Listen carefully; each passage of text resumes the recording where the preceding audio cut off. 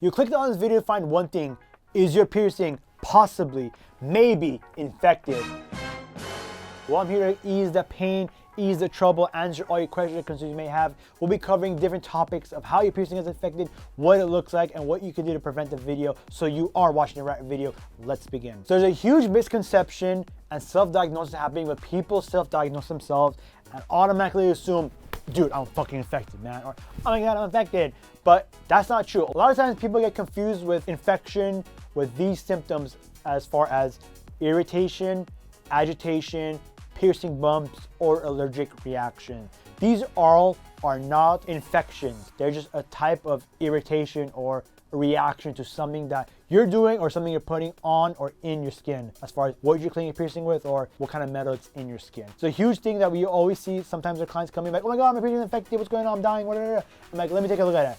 And it's like red. I'm like, it's just irritated. What happened? I'm like, I stepped on it. I'm like, boom, you stepped on it, it's a problem. But I'm still cleaning. I'm like, you're okay, don't worry, you're fine. From the 20 years we've been in business, I've only seen a small handful of people walk in our studio and be like, hey, I have an infection. Not our clients, but like people walk in like, hey, I have an infection, what should I do about this? So it is pretty rare. I've seen a huge, talk about Instagram DMs, people walking in, calling, texting, all that stuff. It's like, hey, I think my piercing is infected, and it's kind of like or it's an irritation. That's usually the highest point. Is number one, piercing bump and irritation. That's like the biggest thing people freak out on. They come in like, hi, yeah, my piercing is infected. Can you take a look at my nose? I'm like, you have a piercing bump. No, it's an infection. I'm like, sweetheart, it's a piercing bump. You're wearing a hoop, you got pierced with a hoop, it looks red, and there's a bump forming looking like a pimple, piercing bump. If it was infection, it'll be green pus. It'll be bad.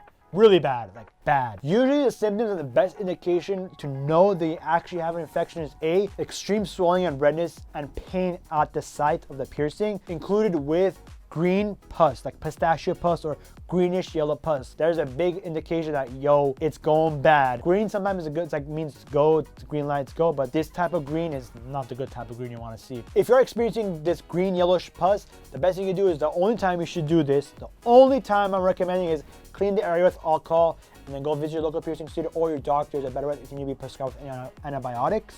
But the best way to prevent this, of course, keeping your piercing clean. Don't touch, don't play with it. You're saying about twice a day, morning and night. The best thing is, of course, don't go swimming like swamp, sewage water. We have to be really, really dirty, or you have to be really negligent of your piercings to really never clean and touch your dirty hands. You have to do some really bad stuff.